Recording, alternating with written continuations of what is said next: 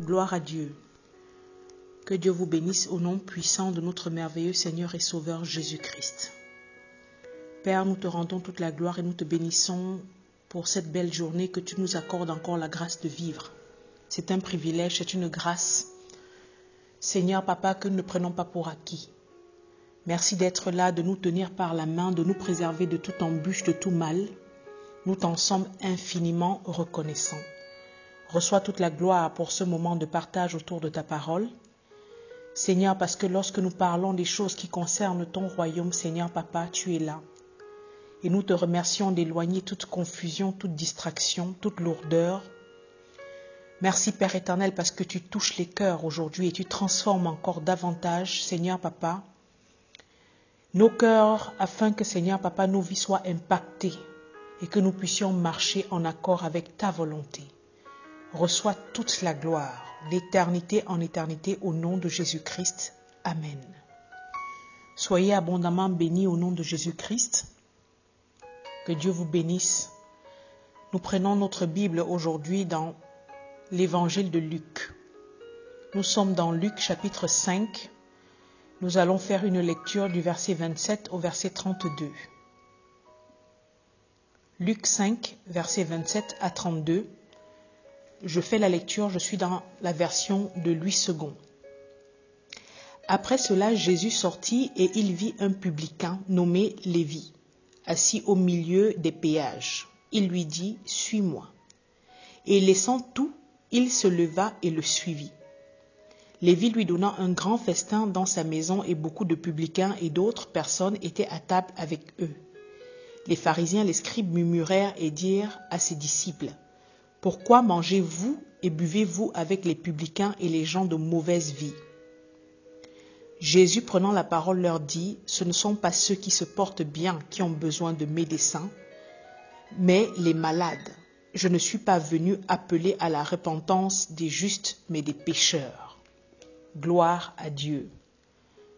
Ce ne sont pas ceux qui se portent bien qui ont besoin de médecins, mais les malades, je ne suis pas venu appeler à la repentance des justes, mais des pécheurs. Que Dieu vous bénisse, mes frères. Alors, le passage que nous avons lu à peine, il s'agit de l'appel de Lévi à suivre Jésus-Christ. Lévi, c'est un prénom d'origine hébraïque qui signifie reclus, et c'était l'ancien prénom de Matthieu, avant sa conversion. C'est-à-dire que l'évangéliste Matthieu que nous voyons dans la parole de Dieu, les évangiles qui commencent par Matthieu, Marc, Luc, Jean, Matthieu s'appelait Lévi. Et ici, il s'agit de son appel à suivre Jésus-Christ. Et ce passage nous dit que Matthieu était un publicain. Ça nous rappelle Zachée, n'est-ce pas? C'était quelqu'un qui était collecteur d'impôts pour le compte des Romains, dont il prélevait auprès de la société des populations, des taxes pour le compte de Hérode le roi à l'époque. Et il faisait de par son métier partie des personnes que la population méprisait fortement. C'est-à-dire que la population n'aimait pas les publicains parce qu'ils les considéraient à la fois comme des fraudeurs, parce qu'ils avaient l'habitude de récolter auprès des populations bien plus qu'ils ne devaient pour remplir leur propre poche, mais ils étaient également considérés comme des traîtres, parce qu'ils pillaient leurs frères judéens pour le compte des Romains. Donc, les catégories comme les pharisiens et les scribes les considéraient donc comme de graves pécheurs, de grands pécheurs et des personnes de mauvaise vie et des personnes pas du tout recommandables et pas du tout fréquentables.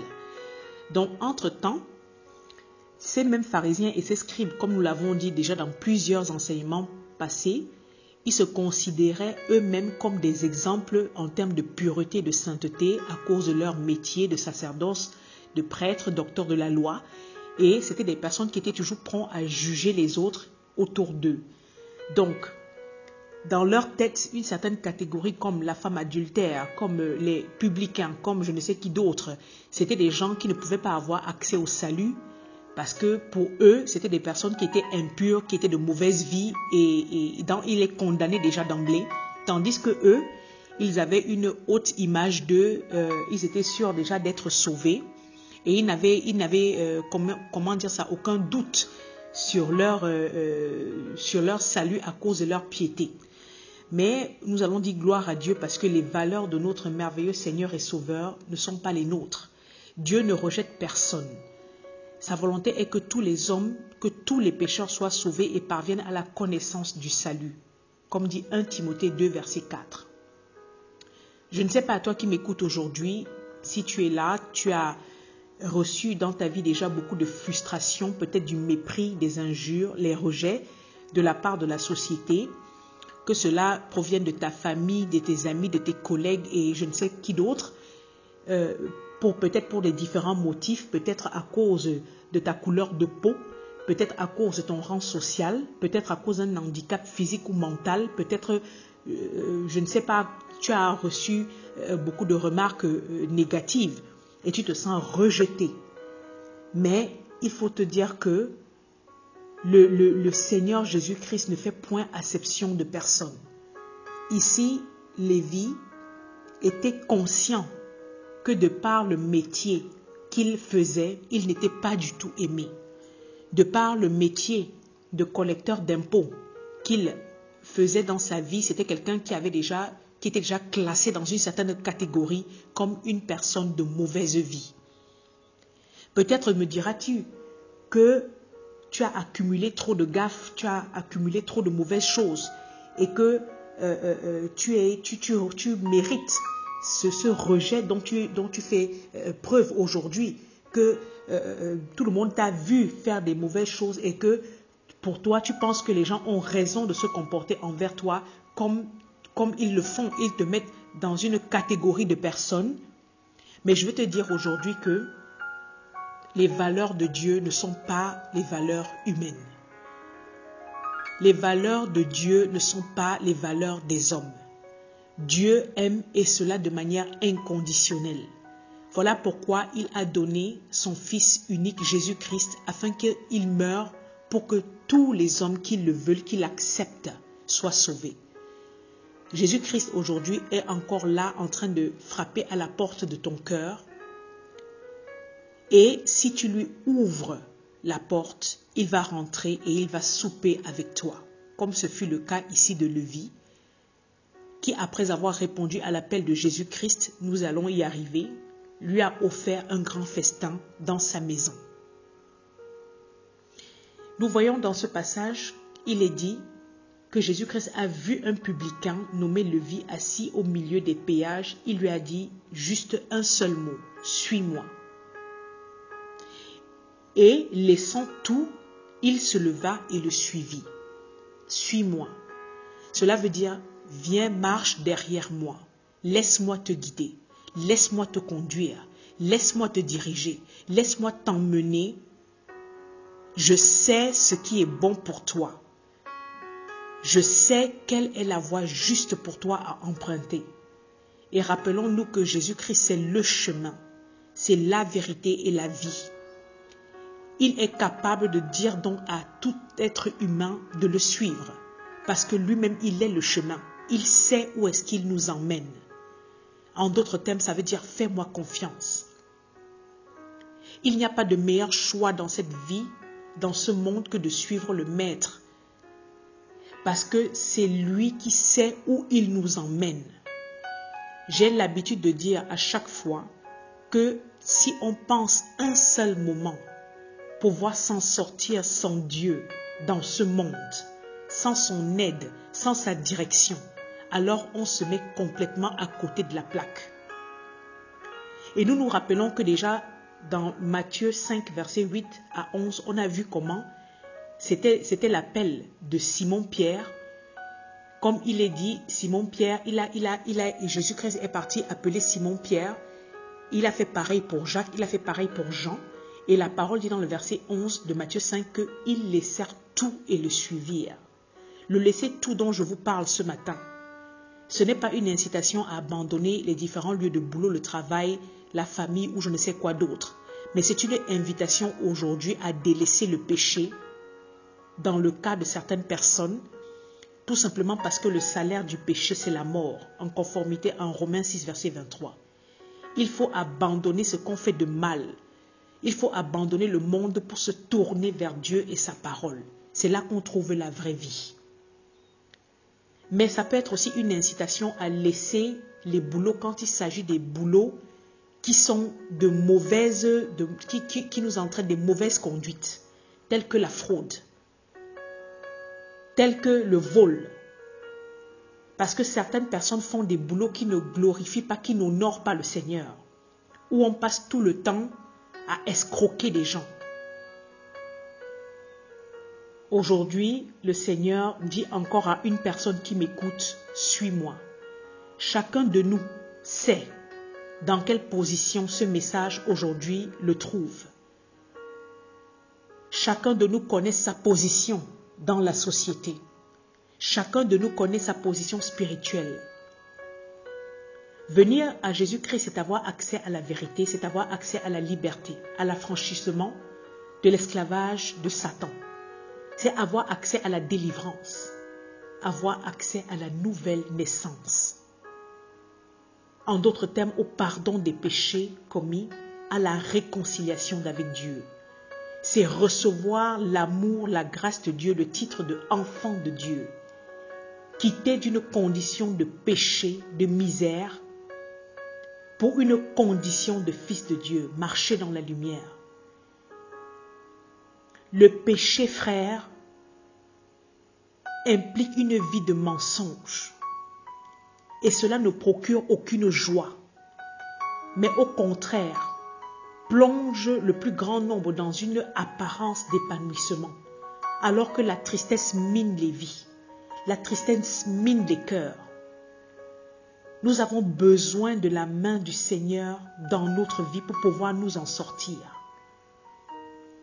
Jésus-Christ a dit aujourd'hui, une fois de plus à quelqu'un qui nous écoute, « Suis-moi ». Je le répète, il est le maître, il est celui qui est digne d'être suivi parce qu'il sait où il nous emmène. Psaume 32, verset 8 dit, « Je t'instruirai et je te montrerai la voie que tu dois suivre. Je te conseillerai, j'aurai les regards sur toi. Je t'instruirai, je te montrerai la voie que tu dois suivre. » C'est Dieu qui sait quelle est la voie que nous devons suivre dans ce monde rempli de ténèbres. Nous devons lui faire pleinement confiance. Du moment qu'il nous appelle à lui, il connaît les projets qu'il a pour nous. La parole de Dieu l'appelle l'admirable conseiller. C'est lui qui nous avertit, qui nous guide sur le chemin. C'est lui qui vient éclairer chacune de nos décisions parce qu'il est la lampe qui éclaire nos sentiers. Suis-moi. Une parole à laquelle Lévi a répondu en obéissance. La parole dit qu'il a tout laissé. Il s'est levé et a suivi Jésus-Christ. En d'autres termes, il a laissé son travail qui était un travail de fraude, un travail d'escroquerie. Quand le Seigneur t'appelle à le suivre, cela demande que tu abandonnes ton péché, que tu abandonnes ta condition passagère pour te tourner à lui véritablement. L'obéissance à l'appel de Jésus-Christ a changé la condition de ce collecteur d'impôts. De Lévi qui signifie reclus, il a été rebaptisé Matthieu qui signifie don de Dieu.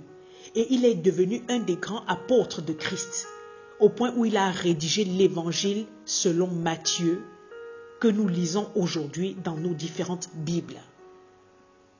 Pour pouvoir suivre de cette manière le Seigneur sans hésitation, sans doute, Matthieu avait déjà entendu la parole qu'il prêchait, avait déjà vu de ses yeux les miracles qu'il opérait, ce qui a contribué à bâtir sa croyance en Christ, à tel point qu'à un seul mot qu'il a dit « Suis-moi », il a tout laissé et il a suivi.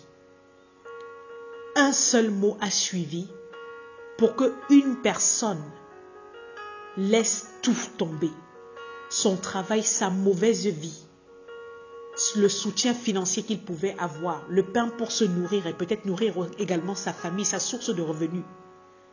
Parce que dans son cœur, il recevait dans ses paroles de « Suis-moi » que Jésus-Christ était capable de lui donner meilleures conditions physiques, meilleures conditions spirituelles que celles qu'il connaissait déjà. J'aimerais dire à une personne qui m'écoute aujourd'hui, que si dans ton travail tu as fait de la malhonnêteté, du vol, de la fraude, de la corruption, ta routine, peut-être par cupidité ou je ne sais d'autres quelles raisons, sache que c'est quelque chose que Dieu n'aime pas. Et il t'invite aujourd'hui à laisser tomber ce péché, à abandonner ce péché pour le suivre. Et il te promet en conformité au psaume 34, verset 9, qui dit « Craignez l'Éternel, vous ses saints, car rien ne manque à ceux qui le craignent. » Il te promet que rien ne te manquera.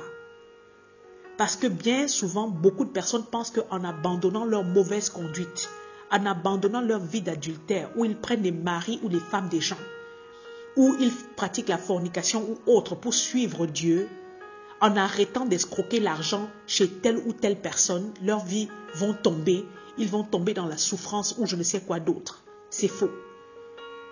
Le verset que nous venons de lire dit que la crainte de l'Éternel nous assure la provision. Dieu sait de quoi nous avons besoin et il nous le donne, selon que nous lui sommes obéissants. Et j'insiste encore que dans ce cas, ce n'est pas une incitation à dire à une personne d'abandonner son travail, mais à abandonner le travail quand il s'agit d'un travail malhonnête. Oui. Il est dit dans l'Apocalypse 3, verset 20, « Voici, je me tiens à la porte et je frappe. Si quelqu'un entend ma voix et ouvre la porte, j'entrerai chez lui et je souperai avec lui et lui avec moi. » Et c'est ce qui s'est passé ici. Jésus-Christ a dit à Lévi, « Suis-moi ». Et il l'a suivi et au même moment, il lui a offert un grand festin. Lévi a non seulement accepté, a obéi à ce que Jésus-Christ lui avait dit de le suivre, mais il a invité dans sa maison le Seigneur, donnant en son honneur un grand festin. Quand on parle de festin, on parle de grands repas somptueux et excellents. C'est ça la définition de festin. Grand repas somptueux et excellent. En d'autres termes, en recevant le Seigneur dans sa maison, il n'a pas donné n'importe quoi à manger, comme nourriture à table. Mais il a fait servir des mets de grande qualité. Parce que c'est un honneur, c'est un privilège de recevoir au sein de nos demeures, qui représente nos cœurs, qui représente nos vies, le Seigneur Jésus-Christ. Voilà pourquoi nous devons lui donner le meilleur. Dans les moments que nous lui consacrons dans la prière, dans la méditation, des moments que nous consacrons autour des entretiens qui parlent des choses de la parole de Dieu, nous devons donner le meilleur. Et nous voyons dans ce passage qu'il a obéi à son appel, il lui a offert un beau et somptueux repas et de surcroît a invité d'autres de ses collègues publicains afin qu'eux aussi ils puissent écouter la parole de Dieu et être sauvés. Et il a appelé d'autres personnes aussi de mauvaise vie. La parole de Dieu, c'est quelque chose qui doit être partagé avec notre entourage. On ne garde pas la vérité pour nous seuls. Quand tu as déjà goûté le Seigneur et que tu as vu que c'est bon comme il est écrit dans sa parole, tu partages avec ton entourage. Parce qu'en le faisant, tu procures la vie. Tu procures l'édification à ceux qui entendent. Le fait d'écouter la parole de Dieu, ça nous procure la vie.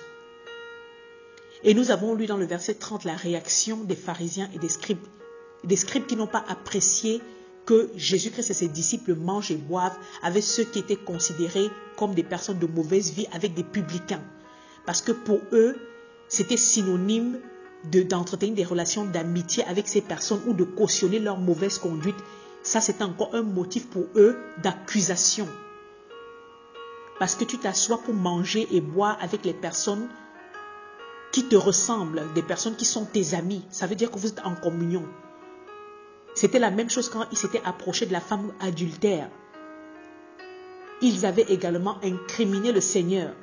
Mais Jésus-Christ ne s'est pas assis à table pour parler avec les publicains et parler avec les gens de mauvaise vie, pour les encourager dans leur voie mauvaise dans laquelle ils se trouvaient. Non. Mais il s'est assis là pour leur apporter la guérison. Parce qu'il est dit après que Jésus, prenant la parole, leur dit, ce ne sont pas ceux qui se portent bien, qui ont besoin de médecins, mais les malades, en d'autres termes. Les gens qui sont pécheurs sont des malades. Et il est venu les appeler à la repentance. Il est venu les appeler à la délivrance. Il est venu les appeler à la vie. Jésus-Christ a répondu aux pharisiens et aux scribes. Si vous êtes là et vous pensez que vous n'avez plus besoin de rien, vous êtes des personnes bien, vous n'avez aucun problème.